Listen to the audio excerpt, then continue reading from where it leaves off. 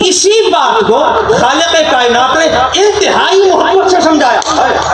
الحمدللہ رب العالمین کہہ کر سمجھایا.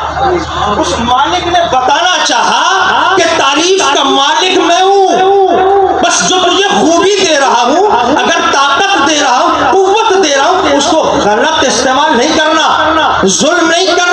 کہ اگر کوئی تم سے آگے ہاتھ جوڑ کے کہے حضور ہمارے بچے لاپتہ ہو رہے، ہماری عورتیں لاپتہ، وہ بیچارے احتجاج کر رہے، اچھا تم ہم سے پوچھو گے لاپتہ کیوں ہو رہے؟ ہم تو جس کو چاہے اٹھائے، جس کو چاہے مار، ہماری مرضیاں. نہ نہ نہ نہ، ایسا نہ کرنا، ایسا نہ کرنا. مالک محبت سے سمجھا رہا ہے کہ الحمدللہ رب العالمین، یہ طاقت میں نے دی ہے، یہ قوت میں نے دی ہے. چاہے وزارتوں کی کرسیوں پر، چاہے صدارت کی کرسی پر، چاہے افواج کی صورت کے اندر، چاہے جنرلوں کی صورت، جس انداز میں دیکھو طاقت میں دیتا ہوں. مالک میں الحمدللہ رب العالمین، بادشاہ ہوں، کائنات کا بادشاہ ہوں، میں دیتا ہوں.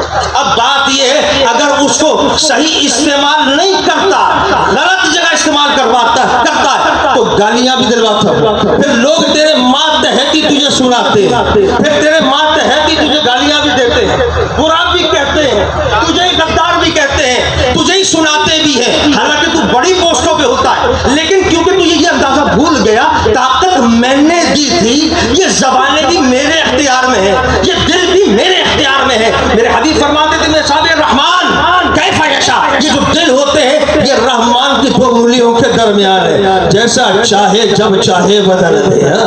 بادشاہ بادشاہ وہ ہے، اسی لیے کہا کہ غلط جگہ استعمال نہیں کرنا ورنہ لائق ذم بنا دوں گا.